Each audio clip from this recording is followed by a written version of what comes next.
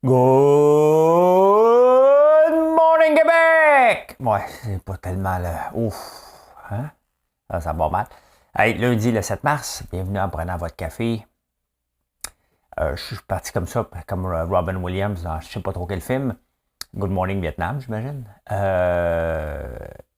On est en guerre. On participe peut-être pas à la guerre activement, mais on en mange toute une volée. On va regarder ça aujourd'hui, le prix du pétrole. J'ai comme l'impression que si vous retournez au travail aujourd'hui, ça va être le sujet de conversation numéro un. Hey, je vais parler de Theranos, je vais parler de agropastoralisme. J'aime ça apprendre des nouveaux mots. Hein? D'autres artistes vendent leur catalogue de musique, hein, c'est populaire dernièrement. La myopie chez les jeunes, on va parler de ça. Remplir un lac de déchets, ben pourquoi pas. Hein? Russie-Ukraine, j'ai deux insolites. Deux insolites qui vont vous intéresser. Je sais que parmi d'entre vous, il y a un sujet là-dessus que vous allez aimer. La crypto, pire journée dans les decentralized finance hier. Je vous dis pourquoi. Hein? C'est pas beau. L'empereur contre le gladiateur. Essayez de deviner de qui je parle. Conciliation, travail, famille ou vie. Je vais vous parler de ça. Et en terminant, je vais vous montrer un concours que je vous ai déjà montré, mais il y a eu un gagnant hier. Très intéressant. Il y a peut-être Star Academy ici, mais dans d'autres pays, il y a d'autres choses. Hein? Bon, prenez le temps de vous asseoir et on part ça. L'actualité vue par un entrepreneur.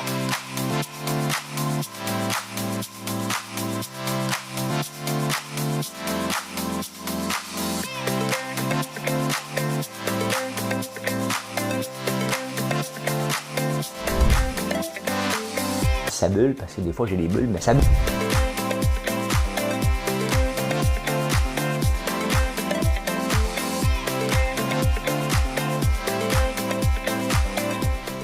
Essayer de faire un spectacle. Bon lundi matin. Bon lundi. Ouf. Ça sera pas beau. Je vais être en direct ce matin, de 9h20 à 10h, comme les lundis finances. Ça sera pas beau, c'est le marché boursier ce matin. Ça sera vraiment, vraiment pas beau, bien entendu, à cause de ce qui se passe en Russie et Ukraine. On va en manger toute une. D'ailleurs, la crypto en mange toute une aussi. Le pétrole, tu sais, on va regarder les commodités, là, mais c'est pas beau. On vit quelque chose de spécial depuis 2-3 ans. Hein? C'est comme une tuile à temps pas l'autre qui nous tombe sur la tête. Ça devient... faut être fait fort, mais on reste fort. Et pour ça, ça prend des chansons. Hein? Quand j'étais un petit garçon, je repassais mes leçons en chantant. Mais c'est toujours plus marrant de se faire traiter de con en chanson. Hein, les chansons, ça aide à passer, ça aide à se mettre de bonne humeur. Puis j'en ai une bonne le matin, hein, Madame Gawette. Un beau matin, je sais que je m'éveillerai, différent de tous les autres jours, et mon cœur délivré enfin de notre amour, et pourtant, sans un remords, sans un regret, je partirai, droit devant moi, sans espoir de retour. Loin des yeux, loin du cœur, j'oublierai pour toujours, et ton cœur, et tes bras, et ta voix, mon amour. Et pourtant, je n'aime que toi, et pourtant. Vous connaissez le reste, hein? C'est pourtant. Hein? C'est assez beau, c'est Charles Aznavour. Charles Aznavour. C'est parce qu'on l'a entendu en direct de l'univers. J'avais une demande spéciale, mais j'avais déjà choisi ma demande spéciale. J'ai des demandes spéciales, imaginez-vous, je chante comme un pied, puis on me demande des demandes spéciales. C'est juste pour vous dire comment le monde il va pas bien. Hein? Ça va pas bien. Et, ça va bien. Moi, je suis bien dormi. Mais je suis couché tard un peu. Je suis couché tard un peu parce que je suis en train d'écouter une série sur Disney+, qui sort à tous les jeudis, je pense, un épisode sur Elizabeth Holmes. Je vous en parle souvent de Theranos. Et c'est le fun de voir comment, parce que là, elle s'en va en tôle, je pense, en tout cas, lui, son procès.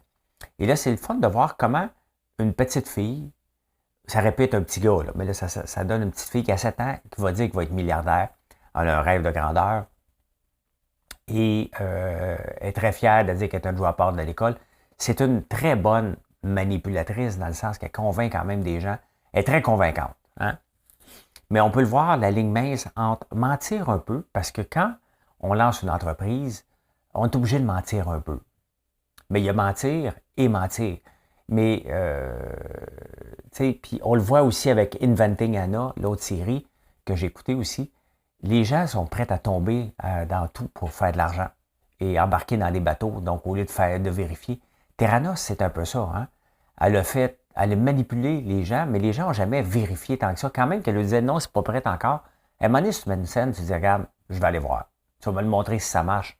Oui ou non, je veux voir le code, je vais avoir un audit externe. Et c'est un peu ça qui s'est passé dans Theranos, et c'est un peu ce qu'on voit dans Disney.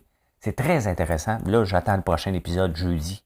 Donc, ce qui est le fun, c'est que, tu sais, en faisant un show, puis en vous jasant régulièrement, et en faisant, on va se le dire, ben, j'ai beaucoup de séries à écouter, donc je passe mes temps libres des fois en faisant deux affaires, en l'écoutant du coin de l'œil, du coin de l'œil. Hein? Du coin, parce que mon iPad est là, mon Mac est à côté. Donc, pour m'informer et pour pouvoir vous jaser. Donc, j'ai écouté ça, puis j'ai écouté aussi Severance, je vais vous en parler tantôt sur Apple. Je les ai toutes. Moi, je n'ai jamais écouté de série sur Apple, ça fait 1 an et demi, je le paye. Hein? Comment ça être temps? Hey, les pesticides, il y a un travailleur mexicain qui a gagné, il a attrapé le cancer quand il a mis des pesticides. Tu sais, moi, je pense qu'un jour, si j'ai le cancer, je le sais de où que ça vient. Hein? Je travaillais pour une ferme biologique. Ouais, mais sauf qu'à 4 heures du matin, il fallait que je mette des pesticides en cachette. Je ne dis pas que ceux qui font de l'agriculture biologique font ça, là. C'est que moi, on me demandait de faire ça. Hein? Je check si mon son est correct. On me demandait de faire ça, ouais, avant que les gens arrivent, tu sais. Et j'étais beurré noir, il n'y avait pas de scaphandre. Mais moi, maintenant, j'en mets presque pas de pesticides. J'en mets dessus. Quand je fais du soya, on n'a pas le choix. Hein? On n'a pas le choix d'en mettre. Le maïs aussi. L'avoine, on n'en met presque pas. Hein? J'en mets le moins possible, bien entendu. Le tournesol, j'en mettrai pas non plus. Le tournesol, le tournesol. Ouais, mais c'est ça. Hein? C'est parce que si ça tue tout, ça se peut que ça nous tue aussi. Il ne faut jamais oublier que si ça tue toutes les bébites et toutes les plantes, les herbicides, ça se peut qu'on mange une petite volée au passage. Donc, faut être prudent avec ça. Faut être prudent avec ça. Vous voulez voir ce qui se passe sur la commodité? Ceux qui sont en podcast, je vais vous lire ça. Après ça, je vais vous donner. Hein? Plus 8, plus 9. Oh, pas beaucoup. Le gaz naturel n'a pas monté beaucoup. Hein? L'or, elle monte un peu. Elle va-tu dépasser 2000 aujourd'hui? Elle monte un peu. Elle monte de 1,14 %. Le copper, le cuivre, monte de 2,5. Le blé, ça fait mal. Hein? Ça fait mal en tabarnouche. 6,2 % d'augmentation. Le charbon, 13,18. Puis on le voit, hein? Quand, regardez le charbon, hein? Le pétrole coûte cher. Les gens ne vont pas dire « Oh, OK, ça coûte cher, je vais m'en aller vers l'éolien ou le solaire, là. Hein, ou les batteries au lithium. » Non, non, on s'en va vers le plus facile. C'est toujours vers le plus facile, et le plus facile reste le charbon pour générer de l'électricité.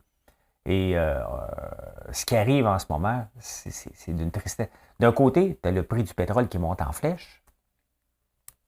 Et d'ailleurs, c'est un peu inacceptable que ça monte ici. Que ça monte à l'international, hein, c'est correct.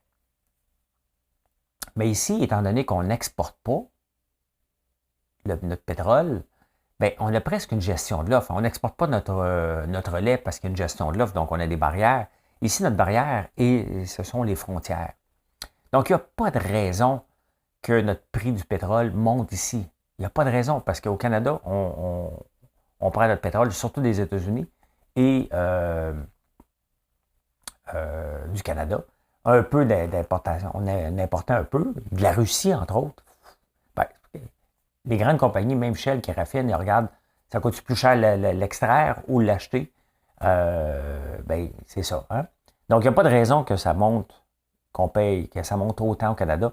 Mais là, aujourd'hui, la discussion du jour va être le prix du gaz. Hein? Et là, ça va être cette semaine, ça va être ça. Ça va arrêter où? Regardez le graphique. Hein? On est en ce moment, pour ceux qui ne le voient pas, là, le prix le plus élevé du baril, je pense que c'était 140 peut-être un peu plus, là, 144 à peu près, en 2008. C'était la pure spéculation hein, qui faisait monter ça en 2008. Là, c'est pas spéculation, c'est la guerre. Donc là, c'est réel. Hein? On coupe les vivres vers la Russie, donc on n'est pas sorti du bois. Là, cette fois-ci, on n'est pas sorti du bois du tout, du tout, du tout, du tout. Et ça va arrêter quand? Ça n'arrêtera pas.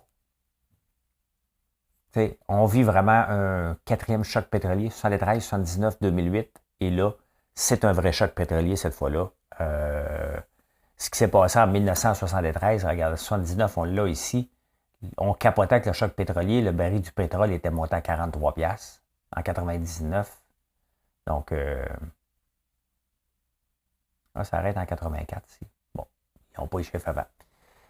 Ouais, puis c'est pas beau, mais regardez, le prix du blé, ça rentre directement dans la fabrication du pain. Hein?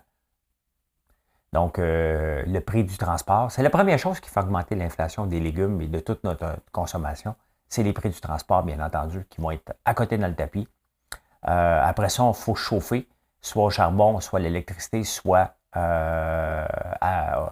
au gaz, au diesel. Les centrales, dans le nord, là, ils chauffent, il y a l'électricité au diesel. Hein?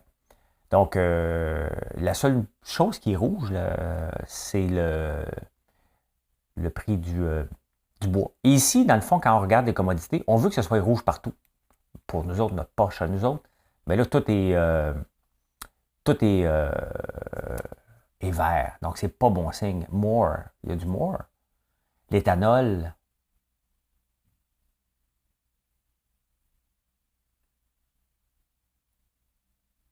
Le gaz. UK Gas. Eh boy, il a monté en maudit. On va regarder le pourcentage.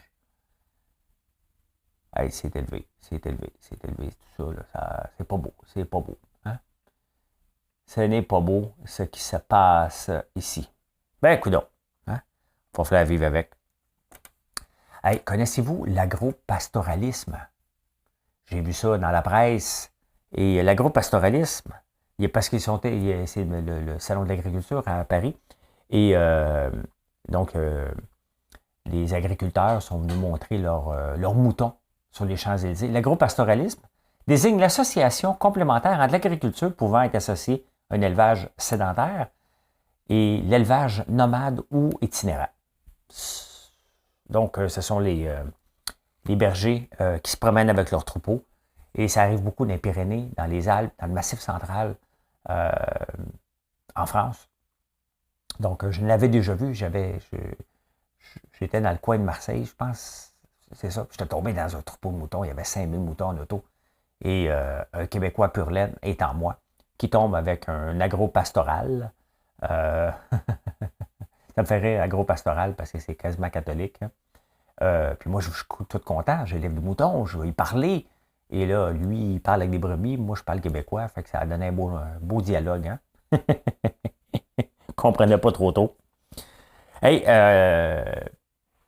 l'autre jour, j'ai chanté Alléluia. Puis bon, je ne suis pas le gars le plus connaissant dans la musique. Hein?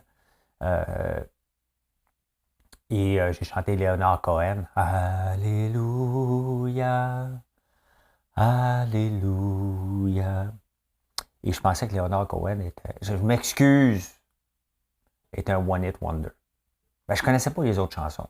Hein? Je savais que c'était pas un one-hit wonder. Je savais qu'il y avait un méga hit. Hein? Mais il vient de vendre son catalogue. On n'a pas les chiffres. Pas lui, sa succession. Pour 260, il y avait 278 chansons quand même, Léonard Cohen. Hein? Donc, c'est la mode en ce moment de vendre le catalogue, d'avoir des revenus, d'avoir le montant tout de suite au lieu d'avoir des royautés sur plusieurs années. Et quand on vend son catalogue, les chiffres étaient sortis, c'est pour être rentabilisé sur 25-30 ans. Donc, dans 30 ans, je vais avoir 84 ans et je vais chanter encore Alléluia. Vous savez, le BAP, hein, le Bureau d'audience publique sur l'environnement. Eux autres, s'il y a une couleuvre, là, ils sont prêts à faire arrêter un projet d'autoroute. Ils sont prêts pour les grenouilles, ils vont arrêter tout. Surtout dans le coin de Montréal, parce que c'est populaire. Hein? Donc, le BAP dit tout le temps non à tout. Dès qu'on a un projet, le BAP dit non. Non, non, non, non, non, non, non, tout le temps. Là, on est dans le Grand Nord, il y a une mine, il faut qu'elle mette ses déchets quelque part. Le gouvernement est actionnaire de la mine Bloom, dans le coin de Fermont. Et là, il faut qu'ils mettent leurs déchets, puis on dit, ben écoute, il y a un lac ici. On va domper ça là-dedans. Le BAP a dit non, le gouvernement a dit, on s'en balance, on va le faire pareil. Hein? 2 poids, 2 mesures. Quand même, hein? Je sais bien qu'il faut qu'ils mettent les déchets. Il y a un coût associé à l'exploitation de nos ressources. Mais ça sert à quoi d'avoir le BAP si on l'écoute juste en région ou quand ça nous tente? C'est sûr qu'eux autres vont toujours dire non. C'est le Bureau d'audience publique sur l'environnement. Il y a un impact environnemental sur tout ce qu'on fait. Donc, ils vont dire non. Non, il y a un impact. C'est sûr. Donc, ça donne quoi de l'avoir si on l'écoute seulement quand ça nous tente? Là, le gouvernement a dit, ben non, on a le fer à exploiter. Et le fer, en ce moment, il monte aussi, hein? Il monte aussi 1,71 %. Mais c'est le prix du charbon. Tabarnouche, hein? Ça a monté en flèche. Écoutez, au début de l'année, le prix du charbon était 163 $. Il est rendu à 418. 418. Ben oui, fait qu'on va remplir les lacs, des lacs. Des lacs, hein? Je ne sais pas si vous le saviez, mais je vous le dis, hein? Je ne vois pas en 3 dimensions. Donc, j'ai un œil paresseux qui se balance de l'autre. Moi, je vous regarde toujours avec lui. Lui étant l'œil gauche, c'est lui qui regarde. L'œil droit, il voit quelque chose. Donc, je ne vois pas en 3D, sauf que je ne le sais pas. Hein? Je ne sais pas que je ne vois pas en 3D parce que je suis né comme ça. Mais c'est ce qu'on appelle un œil paresseux. Et quand j'étais jeune, il a fallu que je porte une patch. Je ne l'ai pas faite. Ça ne me tentait pas. Et pour forcer l'autre à faire la connexion. Hein? Mais là, maintenant, la réalité virtuelle des casques sont là maintenant pour corriger ça. Honnêtement, je ne sais pas si je suis rendu trop vieux. J'ai hâte de voir. Je vais faire quelques recherches. C'était dans le Figaro ce matin. J'imagine que ça s'en vient, que ce n'est pas encore disponible. Mais je trouverais ça intéressant de pouvoir peut-être corriger un jour ça, juste pour voir ça a l'air de quoi.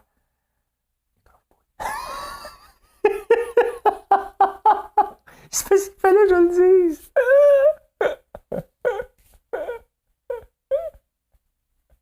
Oh, j'ai chaud.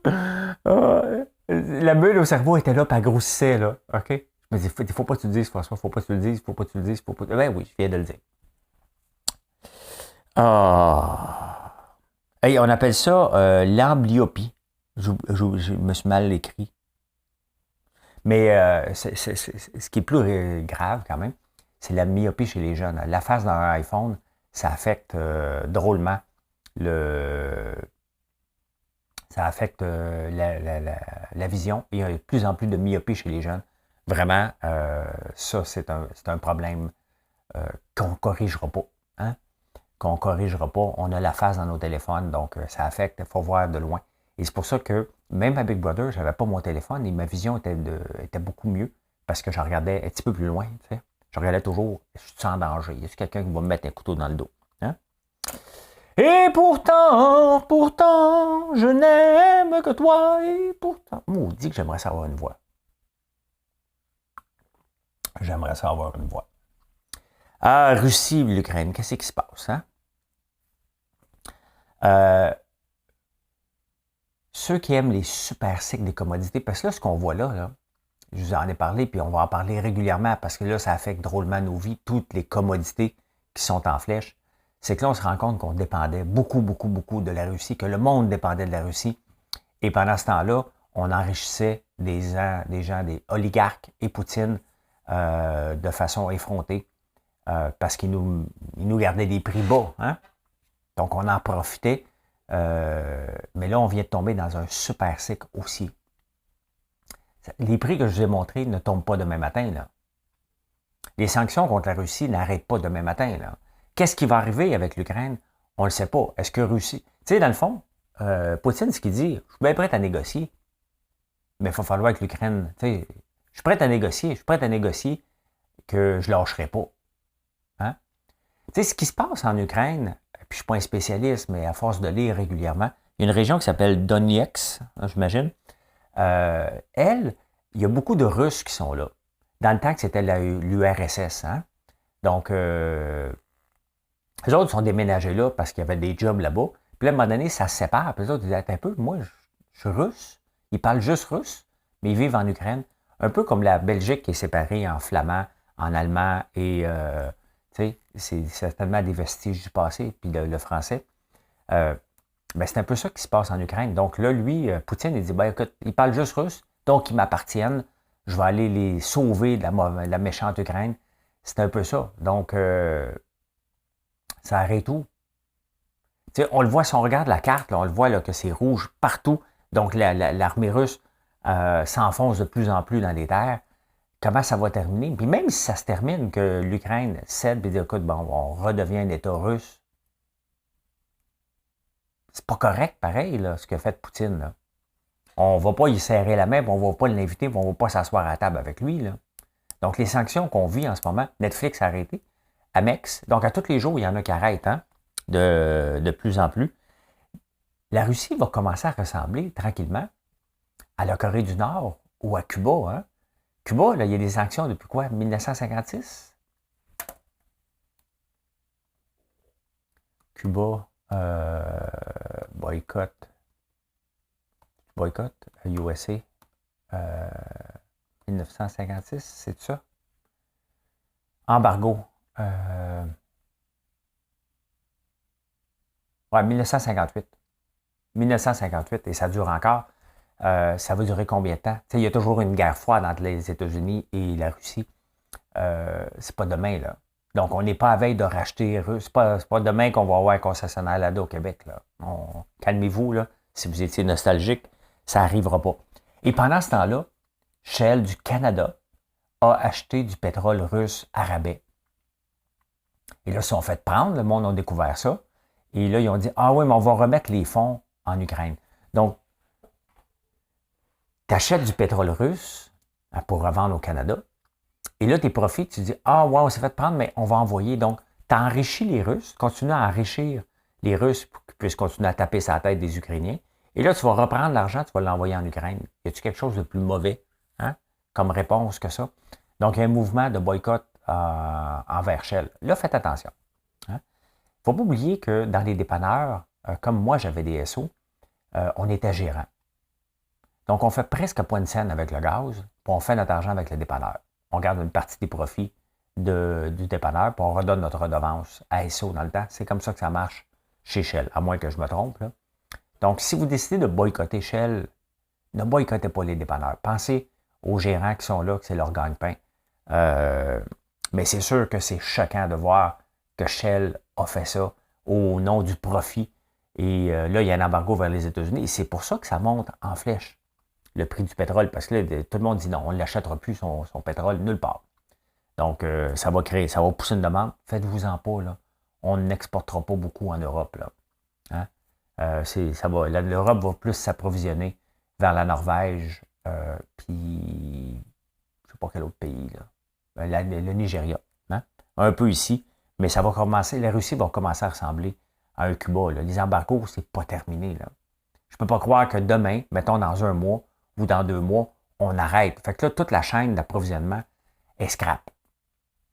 C'est ça qu'il faut se dire, c'est qu'elle est scrappée la chaîne d'approvisionnement pour un méchant bout. Le temps que toutes les forces du marché se rétablissent, on en a pour un méchant bout. Donc l'inflation au mois de mars, elle va être à côté dans le tapis comme on n'a jamais vu. T'sais, soyons pas surpris si on a des chiffres d'inflation de quoi? 10, 11, 12 au mois de mars. On a eu 6 au mois de janvier. Ça se peut qu'on ait ça facilement, sinon plus, quand les vrais chiffres vont sortir vers la mi-avril, vers la fin avril à peu près. Hein?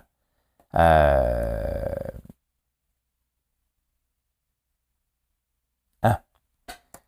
Tu sais, dans le fond, Poutine, c'est un peu comme tu sais, des fois, vous me demandez, mais on achète quoi en cadeau à quelqu'un qui a tout? Vous pensez que j'ai tout, hein? J'ai pas besoin de biens. J'ai déjà été un nouveau riche qui a acheté des bébelles. Maintenant, c'est pas sur ma richesse. Ça m'intéresse pas. Donc, je n'ai pas de bébelles. Ben c'est ça, Poutine. Poutine avait tout. Hein. La richesse, Tout le monde il avait le pouvoir. Il restait quoi? De se taper un pays. C'est à peu près ça qui lui restait à faire. Et donc, le gars, il s'en balance. Puis là, les gens pensent, OK, mais Trump, si Trump était là, ça ne serait pas la même chose. Il aurait contrôlé Poutine. Pensez-vous sincèrement que Poutine aurait écouté Trump? Hein? S'il y a quelque chose, Trump l'aurait aidé à attaquer l'Ukraine. Donc, ça aurait été encore pire. Là. Arrêtez de penser que Trump aurait été un sauveur. Loin de là, il n'y a rien pour arrêter Poutine. Il n'y a rien, rien, rien. Même pas ses amis riches. De toute façon, ses amis riches sont riches grâce à lui, fait qu'il s'en balance royalement. C'est pas beau, c'est pas beau. Bah, on parlait d'un petit insolite. Hein? On va s'en aller dans le léger. Je vous ai-tu dit de faire un like et de vous abonner? Non. L'as-tu fait? Seulement 10% des usagers de YouTube, lorsqu'ils écoutent la vidéo, vont faire un like. Imaginez-vous si vous étiez 100%. Je saurais combien de gens écoutent exactement. Êtes-vous fatigué? Moi, pas souvent. Marilyn, elle souffre de fatigue chronique depuis la naissance de son petit Gaël. Ben, elle n'est pas seule. Hein? Une personne sur 9 est toujours fatiguée. Tu sais, le Danny Verven, oh, fatigué. Pas lui, mais l'autre, il est décédé. Hein? J'oublie son nom, là, mais... donc, une personne sur 9 est toujours fatiguée. Il y en a beaucoup d'entre vous qui m'écoutez, là, qui disaient, oh, OK, je ne suis pas tout seul. Ben non, tu n'es pas tout seul. Pourquoi? Je ne le sais pas. Je ne le sais pas. L'État du Texas. Hein? Texas State. On va aller voir l'image. J'aimerais ça vous le montrer. Bon, OK, je l'ai ici. Regardez la grosseur de l'État du Texas. C'est quand même assez gros. Hein? Si on compare à Oklahoma, Arkansas. Bon, on le voit ici. Bon, OK, on le voit ici. Vous voyez le rouge, pour ceux qui ne le voient pas. Si la population mondiale vivait dans la même densité que New York, toute la population mondiale rentrerait dans l'État du Texas. Donc, si on regarde la grosseur du Québec, qui est à peu près 3 fois le Texas, on rentre 3 fois la population mondiale à peu près dans le Québec, quand même. Hein? Si on vivait la même densité que New York, bien entendu. Donc, la Terre est capable d'accueillir encore bien du monde. Hein? Bien du monde, on est capable de la nourrir encore pour un méchant bout. On ne sera pas là pour le voir, mais voilà. En crypto, c'était pas une belle journée hier. C'était vraiment pas une belle journée hier, loin de là. Pourquoi? Parce que, bien entendu, il y a l'insécurité mondiale. Hein? Et honnêtement, je suis là depuis le mois d'août en crypto. Bon, j'ai pris une tangente où c'est plus sécure maintenant, mais je vous amène. Le Bitcoin qui était à 69 000 est à 37 000. Ce qui s'est passé hier, le Bitcoin, c'est comme le roi de la crypto, hein, avec l'Ethereum. Puis après ça, il y a différents projets comme Avalanche, Binance, Luna. Luna est mon préféré, puis regardez, c'est le seul qui est en vert. Phantom. Et voilà ce qui s'est passé avec le réseau Phantom. Il y a un programmeur qui s'appelle André Crunchy. Et il y a quelques semaines, il y a eu un autre programmeur qui s'appelle Daniel Siesta, qui ont fourré tout le monde. Pourquoi? Parce qu'il avait caché que Sifu, un gars qui s'appelait Sifu, qui était le crosseur du Canada, qui avait volé 169 millions aux Canadiens, était derrière un très, très gros projet. Donc, je pense qu'il y a 8 milliards qui s'est disparu d'un coup le matin, quand on a su qu'il était là. Et André Crunchy, du réseau Phantom, donc FTM, était associé avec eux. Et lui a dit, ben écoute, moi je respecte mon ami. Et moi j'ai dit, je l'avais écrit sur Twitter, puis je l'avais dit, j'ai dit, moi je ne mets plus une scène dans ce réseau-là, je vais garder mon argent là-dedans, mais je ne trace pas pantoute ce type de gens-là, avec ce type de réponse-là. Quand tu es associé avec un gars qui a volé 170 millions, puis tu ne te pousses pas pour dire, gars, moi je brise les liens, c'est que tu es normalement un crosseur toi aussi, tout simplement. Ben, le poteau rose a sorti hier. Lui a décidé, et pourtant il a lancé des projets hier, hein, la semaine passée, Et regardez, je vais vous montrer un projet sur lequel il a lancé pas plus tard, que ça s'appelle Solidex. Hein? Ben, regardez ça. Ça, c'était lancé le 23 février. Hein? Ben, c'était la folie, c'était supposé être un des très gros projets, ça valait 35$, ça en vaut 2$. Hein?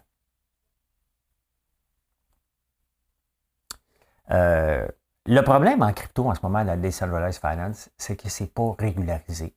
Et les gens ne veulent pas de règles. Non, il faut que ça soit comme ça. Puis le problème, c'est qu'il y a trop de programmeurs qui ne savent pas gérer des milliards, qui ne savent pas gérer point. Et il est temps que, et c'est pour ça que j'aime le réseau Luna, parce que c'est plus financier, mais il est temps à un moment donné que si on veut avoir un futur, qu'il y ait des règles un peu plus pour empêcher ce genre de situation. Lui, là, hier, il n'a pas volé les gens. Il s'est levé dimanche matin, il a fermé son compte Twitter, André, et il a dit, moi, c'est fini. Je débarque de la crypto à vie, je m'en vais. Il y a des gens qui avaient mis de l'argent la semaine passée dans ces projets, puis il a dit, je ferme mes projets, il y en avait 9. Donc, hier, officiellement, il y a à peu près 4 milliards, mais au total, on va parler peut-être de 6 milliards qui vont être évaporés. En temps de le dire, tout simplement parce qu'un gars s'est levé le matin, puis il a dit, c'est assez, je m'en vais. Il a le droit. Mais il y a où le respect envers les investisseurs? Ça ne lui tentait pas la semaine passée, il y a 2 semaines, quand il a lancé un nouveau projet, de dire, regarde, on ne le lancera pas, je m'en vais. Hein? Ben, c'est ça. Donc, il fait ça au su et au vu de tout le monde. Et c'est permis. J'espère que les autorités vont partir après. Mais ils vont partir après, pourquoi? Parce qu'il a décidé de ne plus travailler. Il a le droit. Hein? Ben, c'est ça. C'est ça la finance. Et pourtant, ce sont des gens connus qu'on appelle docs. Hein? Ils sont doxés. Donc, c'est des gens connus qui nous ont fourrés comme ça à coups de milliards dans les dernières semaines. Et c'est ça qui n'est pas beau en crypto. Et c'est ça que je trouve de plus en plus laid et que je roule vraiment sur les breaks de l'argent que je mets là-dedans. La crypto me donne raison. Hein? C'est un monde de fraudeurs, qu'ils soient connus ou non. C'est ça. Pourquoi? Parce que c'est des codeurs. Puis il n'y a rien contre les codeurs, mais ce ne sont pas des hommes d'affaires. Ils lancent des projets, ils disent, OK, on va faire ça. Puis là, ils se ramassent à gérer des milliards pour gérer les gens. Ce ne sont pas des gestionnaires. Hein? Ce ne sont pas des gestionnaires et c'est pour ça que le gouvernement doit commencer à régulariser. Que les gens aiment ça ou non, il va falloir que ça vienne là pour éviter ce genre de situation-là qui n'a pas de bon sens. Il y a des gens quand même qui n'ont pas été prudents puis qui ont mis beaucoup trop d'argent. Tu sais, la foutue phrase là, qui est niaiseuse en crypto, tu sais. Don't put money you can't afford to lose. Ça veut dire, on va te fourrer, OK? Espère que ce ne soit pas toi. Puis si jamais c'est toi à un moment donné, assure-toi d'avoir pris des profits parce que c'est certain qu'on va te fourrer. C'est la mentalité qui existe. Ça n'a pas de sens. Ça n'a pas de sens. Donc, soyez prudents. On le voit là. Même soyez prudents. Restez sur les lignes de côté si vous n'êtes pas certain. Ou allez dans des projets un peu plus sécurs, il y en a. Ou achetez juste du Bitcoin. Mais Bitcoin, il n'était pas cher à 65 000. Il est-tu pas cher à 37 000? Il s'en va-tu à 17 000? Il s'en va à 300 000? On ne le sait pas. Mais si on regarde, on est dans un bear market. Ça peut durer des années. On ne le sait pas. Hein? On ne sait pas du tout. Le Bitcoin n'est pas encore une valeur refuge parce que ce qui se passe en ce moment aurait dû faire exploser le Bitcoin comme ça fait exploser le prix du pétrole, comme le prix de l'or monte beaucoup, mais pas la crypto. Donc la crypto n'est pas encore une valeur refuge malgré ceux qui aimeraient. Puis moi aussi, j'aurais aimé ça, by the way. Là. Hein? Je suis pas con, là. J'ai de l'argent en crypto. J'aurais bien aimé ça, personnellement, que ce soit une valeur refuge. Mais non, ça ne l'est pas. Ça ne l'est pas. C'est comme ça. L'empereur contre le gladiateur. Hein? Qui est l'empereur? Qui est le gladiateur? Stephen Harper contre Jean Charest. Stephen Harper, c'est comme l'empereur qui attend que... C'est-tu dans la presse, ça? Ouais, je pense que oui. C'est le même qui l'ont défini. Donc, lui est assis, puis là, il fait signe. Pouce en haut, OK, tu as le droit de vivre. Pouce en bas, tu meurs. Hein? Ben là, lui, il a le pouce en bas pour Charest. Il ne veut pas que ce soit le Charest parce que pour lui, c'est pas un vrai conservateur. Ben, ça tombe bien. Parce que si Charest n'est pas un vrai conservateur, moi non plus, je ne suis pas un vrai conservateur. Et je suis un conservateur financièrement. Mais quand je regarde la bande de coucou d'extrême droite, qui gère le parti conservateur, ça ne me représente pas du tout, du tout, du tout. Donc, je suis un orphelin politique et je n'aime pas être orphelin politique. Donc, oui, Stephen, Jean Charest ne représente pas le conservateur, mais depuis que tu mets ton pouce en haut, tu as mis Andrew Scheer en haut, Erin O'Toole en haut et probablement Pierre Poilievre en haut. Tu sais, à un moment donné, c'est pas toi qui décides. Si tu veux décider, représente-toi. Hein? Représente-toi. Tu es un bon premier ministre, mais tu es une mauvaise belle-mère. Hein? Puis on peut, tu sais, peu importe ce qu'on va dire là, de Charest, Machuré a fouillé pendant 8 ans, ils n'ont rien trouvé. Donc, à un moment donné, on peut y donner, après 8 ans, là, que l'équipe de les meilleurs de l'UPAC hein, a fouillé ça pendant des années, puis ils n'ont rien trouvé pour l'accuser. Je pense qu'on peut tourner la page et dire il n'y avait pas de matière à accusation, tout simplement. C'était peut-être la façon de faire dans ce temps-là. Mais il va se présenter. Est-ce qu'il va gagner? Ben, je pense pas qu'il va gagner, malheureusement. Hein? Il y a trop de redneck au point de vue du Parti conservateur et il n'est pas sorti du bois. Donc, la seule façon que Charest peut gagner, c'est un démantèlement du Bloc. Que la plupart des gens qui votaient pour le Bloc vont voter pour Charest. Mais on s'entend que si tu votes pour le Bloc, tu es un péquiste dans l'âme, donc tu étais certainement contre Charest dans le temps. Il n'y a pas grand sortie, là. Hein? C'est à suivre, mais est-ce que le Bloc va s'effondrer avec l'arrivée de Charest? En théorie, ça prend ça. Mais en pratique, la mentalité du Bloc versus la mentalité de Jean Charest des libéraux au Québec, c'est presque incompatible. Donc, à suivre tout ça. À suivre tout ça. Je suis en train d'écouter une série sur Apple qui s'appelle Severance. Pourquoi? Parce qu'on va en parler, on va se le dire. Moi, j'arrive toujours, on va se le dire, préparé. Hein? Puis cette semaine, on va parler d'ail noir. Et regardez, bon, vous connaissez notre ail noir. Si vous n'avez jamais goûté ça, gâtez-vous. Hein? On fait de la bonne ail noire. Et pour que les gens y goûtent, j'ai fait des petits sachets pour que tous les membres de l'équipe, qui sont à peu près une vingtaine, puissent y goûter à l'ail noir. Donc, il y a 3 petites gousses déjà équeutées, si on peut dire, là, déjà prêtes à manger. Ça se mange comme un jujube, mais ça ne donne pas de mauvaise haleine, l'ail noir. Donc, j'ai préparé ça pour que les gens puissent y goûter. Mais en même temps, j'aime ça, connaître le sujet, puis d'ailleurs, ça fait partie de la pré-entrevue. Avant on va se le dire, on passe à une pré-entrevue pour dire il va y avoir telle personne sur le plateau, on va parler de ça. Donc, ceux qui ont le goût de participer, font leur recherche. Moi, je suis en train d'écouter Severance. Et c'est intéressant. En même temps, c'est plate. C'est que c'était pour concilier le travail, vie-famille. Sauf qu'il t'insère une puce, puis quand tu arrives au bureau, tu oublies. Sauf que ça aurait pu être une job normale. C'est ce que je trouve plate, je vais l'écouter jusqu'à la fin, là. C'est que c'est une entreprise complètement wacko, où c'est des robots qui font absolument rien d'intéressant. Ça aurait été le fun de voir la même chose, mais des entreprises. Tu rentres dans les bureaux de l'entreprise, pouf, tu n'as plus de vie. Un peu comme tu rentres à Big Brother, tu n'as pas de vie. Moi, j'ai oublié ma vie. Je savais que j'en avais une, là, mais je l'ai oublié. Donc, mais c'est ça, dans le fond, on parle de travail, conciliation travail-famille. Mais c'est plus ça maintenant. Hein? Avec le retour au travail, le fait qu'on a l'habitude de travailler en mou, qu'on travaille de la maison, c'est la conciliation travail-vie. Il va falloir enlever le mot famille et vie. Qu'est-ce qu'on a le goût de vivre?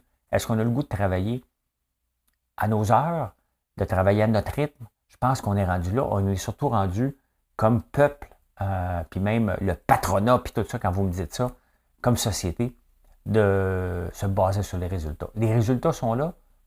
Si tu mets un objectif, mettons, de vendre 1000 pièces par jour, et tu rencontres ton 1000 pièces par jour, si tu as mis l'objectif, puis la personne le rencontre, est-ce qu'il pourrait faire mieux? Ça, c'est avec les rencontres, puis à voir le marché qui évolue. Mais c'est ça l'objectif. C'est ça l'objectif qu'il a rencontré. Tu n'as pas besoin de voir combien d'heures il a fait, la personne. Moi, ça ne m'intéresse pas le nombre d'heures. Si tu ne rencontres pas ton objectif, tu es mieux de travailler 24 heures. La série s'appelle Severance. C'est un peu weirdo, mais c'est intéressant quand même. Hein? C'est intéressant quand même. L'État du Texas, c'est réglé. Et pourtant, je n'aime. Vous savez que j'aime les moutons, puis j'ai peut-être trouvé, mon frère a trouvé, faire attention, là, qu'il n'y ait pas de pub. OK. Je vais vous montrer quelque chose. Competitive shearers cutting. Mon frère a trouvé des moutons noirs Et le gars, il me dit, il dit à mon frère, j'en ai 5. Bon, je veux garder l'île de France, mais je vais aller chercher un troupeau de moutons noirs que je vais bâtir pour avoir de la laine noire. Et le gars, il dit, j'en ai 5, il y en a une qui a une tâche. Je dis à mon frère, il peut-tu prendre une photo? Non, mais si tu veux vendre à un moment donné, là, je ne me déplacerai pas à Trois-Rivières, prendre une photo. Si ça a d'allure, on va prendre la vanne, on va aller chercher. Mais en Nouvelle-Zélande, l'élevage du mouton est une de leurs richesses. Hein? Bon, bien, il y a des concours. Hein? Il y a des concours. Je vous l'ai montré la semaine passée, mais là, le gagnant a eu lieu hier. Il a tendu 16 moutons en 27 minutes. Moi, 16 moutons, là, c'était un projet d'une semaine. Hein? Je vous montre ça. Blow by blow, Gimmerburn and Rural Maniatoto was the venue for the New Zealand Shearing Circuit finals over the weekend. Experienced Invercargill shearer Nathan Stratford won this year's competition. It's the 18th year he's made it to the finals and his second finals win. Stratford says it means spending a lot of time away from his family, building up his skills and stamina in order to achieve these results. Il faut s'entraîner. Ils ont un drôle d'accent, c'est super le fun. Ben ça me fait triper, ce genre de choses. C'est le genre de vidéo que je peux regarder pendant quelques heures avec des encanteurs. $1, $2, $3, $3. Hein? Voilà comment j'ai vu l'actualité. Ce beau lundi, 7 mars, il faut que j'appelle mon cousin. C'est sa fête aujourd'hui. J'ai 54, ça veut dire que lui a 56 cette année. Hein? On a 15 mois de différence. C'est mon partenaire dans Acier Saint-Jérôme. Ben oui, j'ai une compagnie d'acier. Je n'en parle pas parce que je m'en occupe pas. Hein? C'est lui qui s'en occupe. Moi, je suis un investisseur silencieux. Moi, on s'appelle quand on est sur la route. Hein? Fait que c'est sa fête, la fête à Bertrand aujourd'hui. Hey, merci d'avoir été là. J'espère que vous avez apprécié. Je vous souhaite une excellente journée. On est le 7 mars. Puis le prix du gaz coûte la peau des fesses. Je pense qu'on est à veille de se vendre la peau des fesses. Hein? Ça va être. Je me demande à un moment donné qu'est-ce qui va être le plus cher. Il faut se poser la question. Bonne journée. Bye.